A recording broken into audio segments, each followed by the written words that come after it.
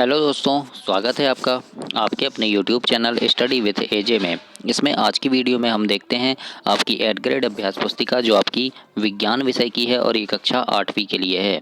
और आज की इस वीडियो में आज हम देखेंगे आपका अध्याय नंबर 11 विद्युत धारा के रासायनिक प्रभाव।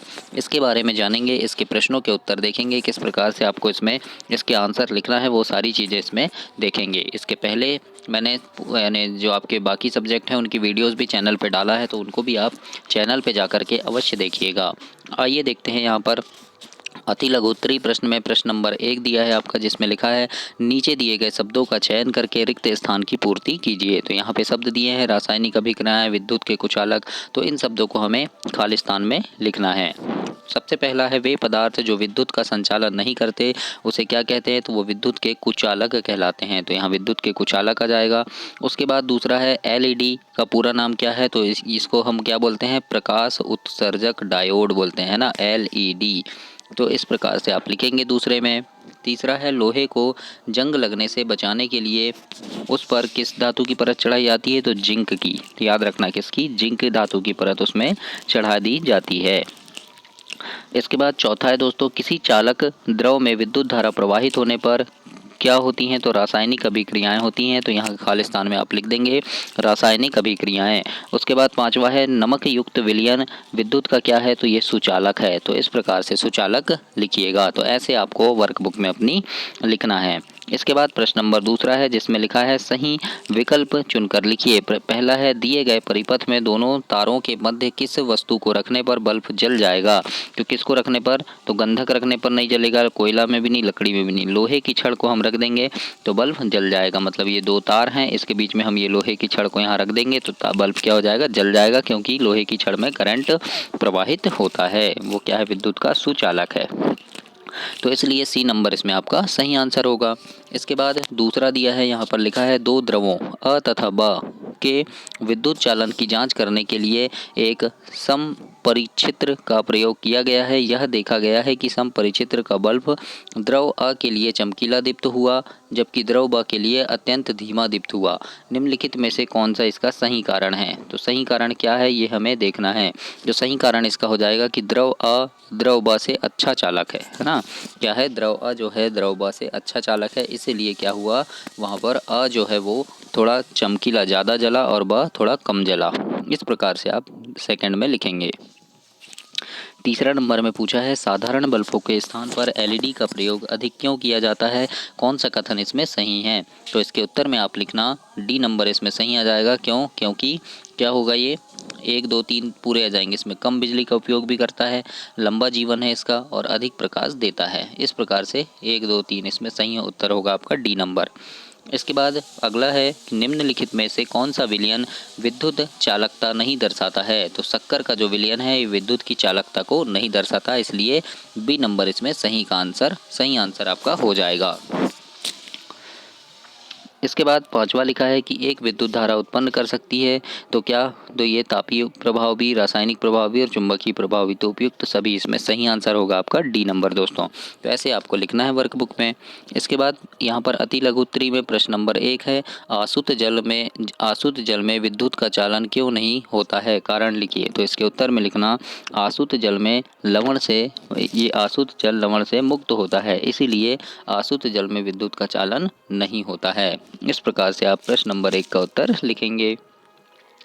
इसके बाद प्रश्न नंबर दूसरा है दिए गए पदार्थों को विद्युत के चालक एवं कुचालक पदार्थ के रूप में वर्गीकृत कीजिए, जैसे तांबा, एल्यूमिनियम, रबर, प्लास्टिक, लोहा, लकड़ी, ऐसा लिखा है।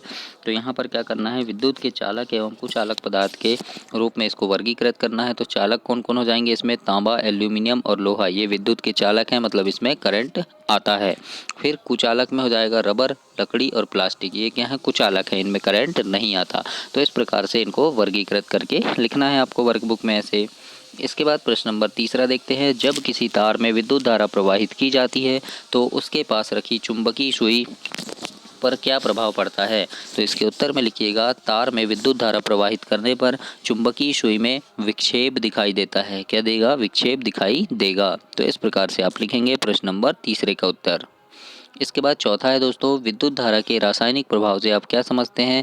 तो उसके उत्तर में लिखिएगा किसी चालक विलयन से विद्युत धारा प्रवाहित होने पर रासायनिक अभिक्रियाएं होती है। धातु के रंग में परिवर्तन हो सकते हैं। ये विद्युत धारा के कुछ रासायनिक प्रभाव हैं। इस प्रकार से आप लिखिएगा प्रश्न नंबर 4 के उत्तर में। अब देखते हैं लघु उत्तरी प्रश्न में। प्रश्न नंबर 5वां है, जिसमें लिखा है चित्र में दर्शाई गई व्यवस्था में बल्ब नहीं जलता है, बल्ब न जलने से संभावित कारण लिखिए। तो यह जो चित्र में जो जैसा दर्शाया गया है, इसमें बल्ब क्यों नहीं जलेगा, तो हम देखेंगे जब कोई द्रव विद्युत धारा को अपने से प्रवाहित होने नहीं देता तो समपरिचित्र का परिपथ पूरा नहीं होता तथा बल्ब नहीं जल पाता है ना। मतलब ये द्रव है, ये क्या हो रहा है, अपने आप से विद्युत धारा को प्रवाहित नहीं होने दे रहा है, इसलिए बल्ब नहीं जल रहा है। तो इस प्रकार से आप यहाँ पर लिखेंगे वर्कबुक में। देखते हैं 6वां नंबर का प्रश्न लिखा है यहाँ पर कि गीले हाथों से विद्युत उपकरण को छूना हानिकारक होता है, कारण लिखिए। तो इसके उत्तर में लिखिएगा जल में थोड़ी मात्रा में प्राकृतिक रूप से खनिज लवण विद्यमान होते हैं और ये खनिज लवण जो है वो जल को चालक बना देते हैं, इसीलिए विद्युत उपकरण को गीले हाथों से छूना हानिकारक होता है। इस प्रकार से उत्तर में लिखिएगा। और दोस्तों चैनल को सब्सक्राइब करना, क्योंकि आपके वार्षिक परीक्षा के पहले मैं कुछ अभ्यास प्रश्न की वीडियोस डालता हूं जो आपकी परीक्षा में आने वाले महत्वपूर्ण प्रश्न होते हैं, बहुत ज़्यादा इंपॉर्टेंट प्रश्न होते हैं, वो परीक्षा में पूछे जाते हैं। तो ऐसे प्रश्न आपको मिल सके जिन्हें पढ़ करके आप परीक्षा में काफ़ी अच्छे नंबर ला सकें, उन्हें देखने के लिए चैनल को सब्सक्राइब कर लेना, ताकि जैसे ही वो प्रश्न डालूँ आपको नोटिफिकेशन मिल जाए और आप उसे पढ़ सकें और काफ़ी अच्छे नंबरों से पास हो सकें। आइए देखते हैं 7वां नंबर का प्रश्न है, आपको समुद्री जल एवं आसुत जल दिए गए हैं, इनमें से कौन से जल का उपयोग आप परिपथ चालक के रूप में करेंगे और क्यों करेंगे। तो इसके उत्तर में लिखना हम समुद्री जल का उपयोग परिपथ चालक के रूप में करेंगे। अब क्यों करेंगे, क्योंकि समुद्री जल में खनिज लवण की पर्याप्त मात्रा होती है, इसलिए हम करेंगे। ऐसा हम 7वें नंबर पे लिखेंगे दोस्तों। इसके बाद प्रश्न नंबर 8 है। प्रश्न नंबर 8वें में लिखा है कि विद्युत लेपन किसे कहते हैं, दैनिक जीवन में विद्युत लेपन के उपयोगों को सूचीबद्ध कीजिए। तो इसके उत्तर में लिखिएगा विद्युत धारा द्वारा धातुओं पर लेपन करने की जो विधि है उसको हम विद्युत लेपन कहते हैं। विद्युत लेपन की प्रक्रिया का उपयोग सस्ती धातु पर सोने या चांदी की पतली परत चढ़ाकर आभूषण बनाए जाते हैं। मतलब जैसे कोई धातु है, उस पर हमने सोने की परत चढ़ा दी है तो वो सोने जैसा दिखता है ना, तो इसे हम क्या कहते हैं, विद्युत लेपन कहते हैं। तो इस प्रकार से प्रश्न नंबर 8वें के उत्तर में आपको लिखना है दोस्तों। दीर्घ उत्तरी प्रश्न में 9वां नंबर का प्रश्न है, प्रश्न नंबर 9। प्रश्न नंबर 9 पूछा है दोस्तों आपसे, विद्युत लेपन को दर्शाता हुआ परिपथ क्रियाकलाप द्वारा समझाइए। तो इस प्रकार से एक चित्र बना देना, ऐसे एक बर्तन बना देना है ना, उसमें कॉपर सल्फेट का विलयन डला हुआ है ना, फिर ये क्या है, तांबे की 2 प्लेट लगी हुई हैं और यहाँ से हम इसे ऐसे ज्वाइंट कर देंगे। तो ये क्या हो जाएगा, तांबे की प्लेट है और इसमें हम क्या कर रहे हैं, विद्युत लेपन कर रहे हैं। तो यहाँ लिख देंगे हम परिपथ में लगभग 15 मिनट तक विद्युत धारा प्रवाहित होने देंगे, है ना। अब विलयन से इलेक्ट्रोड हटा लेते हैं, हम देखते हैं कि धातु की परत चढ़ चुकी होती है। तो इस प्रकार से आप यहाँ लिखेंगे प्रश्न नंबर 9वें का उत्तर और ऐसे चित्र को आप बना लेंगे। और आपके विज्ञान में पेज नंबर 144 में ये चित्र दिया है, तो इसको भी आप वहाँ से भी देखकर बना सकते हैं। आइए देखते हैं प्रश्न नंबर 10वां है, जिसमें लिखा है माचिस की खाली डिबिया, विद्युत तार, चुंबकीय सुई एवं बैटरी की सहायता से तैयार परिपथ का आरेख खींचते हैं। तो इस प्रकार से एक परिपथ का आरेख खींच लीजिएगा और ये पेज नंबर 140 में आपके दिया गया है। तो ऐसे आप बैटरी की सहायता से एक आरेख बनाना है आपको। 11वें नंबर में लिखा है आपका प्रश्न क्रमांक 10 में खींचे गए जो परिपथ हैं, है ना, उनके तारों को स्वतंत्र सिरों के तालिका में दिए गए पदार्थ डालने पर क्या होगा, ये लिखना है। तो हमने अभी ये 10 में जो आरेख खींचे थे बैटरी वाला, है ना, इसमें अब हम देखते हैं इन पदार्थों को डालेंगे तो क्या होगा, है ना। तो अगर हम नींबू का रस डालते हैं तो क्या होगा, चुंबकीय सुई विक्षेप दर्शाएगी या नहीं, तो दर्शाएगी, तो हाँ लिख देंगे, है ना। ये सुचालक होगा कि कुचालक, तो ये सुचालक हो जाएगा। फिर सिरका में भी दर्शाएगी और ये भी सुचालक हो जाएगा। दूध में नहीं दर्शाएगा और ये कुचालक हो जाएगा, है ना। आसुत जल में भी नहीं दर्शाएगा और ये भी कुचालक हो जाएगा। आलू में दर्शाएगा और ये सुचालक हो जाएगा, ऐसे लिख देंगे। फिर शहद में भी दर्शाएगा और ये शहद में नहीं दर्शाएगा, है ना, और ये कुचालक हो जाएगा। तो इस प्रकार से आपको यहाँ लिखना है।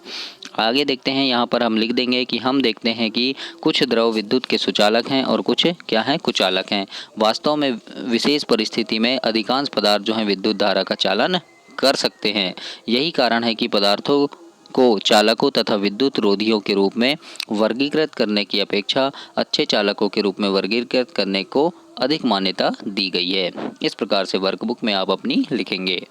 प्रोजेक्ट नंबर 1 है। प्रोजेक्ट नंबर में 1 में पूछा है दोस्तों आपको कि विद्युत सुचालक एवं कुचालक पदार्थों की पहचान के लिए एक विद्युत परिपथ का निर्माण कीजिए तथा नीचे एक बंद विद्युत परिपथ तथा खुला विद्युत परिपथ आरेख हमको खींचना है। तो हम इस प्रकार से उत्तर में लिख देंगे कि विद्युत सुचालक पदार्थ कौन कौन से हैं, कॉपर, तांबा, चांदी, सोना, और कुचालक कौन कौन से हैं, लकड़ी, कांच, कागज और वायु, है ना। परिपथ का चित्र बना देंगे। इस प्रकार से एक चित्र बना देना। ये बंद विद्युत परिपथ है, जो यहाँ पर परिपथ इसका बंद है, और ये खुला विद्युत परिपथ है जिसमें यहाँ परिपथ खुला हुआ है ना। तो ऐसे 2 चित्र आपको बना देना है और इस प्रकार से आपको लिखना है।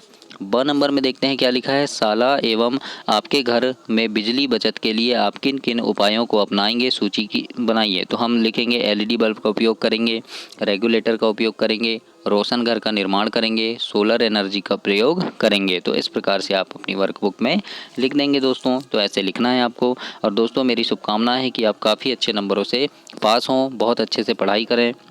चैनल को सब्सक्राइब करना ताकि आपको परीक्षा के समय महत्वपूर्ण प्रश्नों की जो मैं वीडियो डालता हूँ वो मिल सके। प्रोजेक्ट 2 में अ नंबर में लिखा है आपकी शाला घर मोहल्ले में ऐसी वस्तुओं की सूची बनाई है जिन पर विद्युत लेपन किया गया है। तो यहाँ पर लिख देना विद्युत लेपित वस्तुएं कौन सी है। सोने की सस्ती अंगूठी, हार, कंगन, आभूषण, कार, स्कूटर, साइकिल, बर्तन, ये क्या है, ये विद्युत लेपित वस्तुएं हैं। तो इस प्रकार से लिख देना है आपको। और ब नंबर में लिखना है कि अपने घर की कुछ ऐसी वस्तुओं की सूची बनाना है जिसमें विद्युत धारा प्रवाहित होती है। तो बर्तनों में होगी, है ना, लोहे के तार में हो जाएगी, लोहे की रॉड है उसमें हो जाएगी, फिर चम्मच में करंट आ जाएगा, तांबे के जग में करंट आ जाता है, लोहे की टेबल है वो भी, उसमें भी करंट आएगा, पलंग में आएगा, है ना, लोहे की अगर पलंग है तो उसमें भी आ जाएगा। तो इस प्रकार से आपको लिख देना है और ऐसे आप इसे कंप्लीट करेंगे। तो ये आपका अध्याय 11 कंप्लीट हुआ दोस्तों। अगली वीडियो में अध्याय 12 देखेंगे। तब तक के लिए चैनल को सब्सक्राइब कीजिए, वीडियो को लाइक कीजिए और अपने दोस्तों तक इसे शेयर कीजिए। धन्यवाद।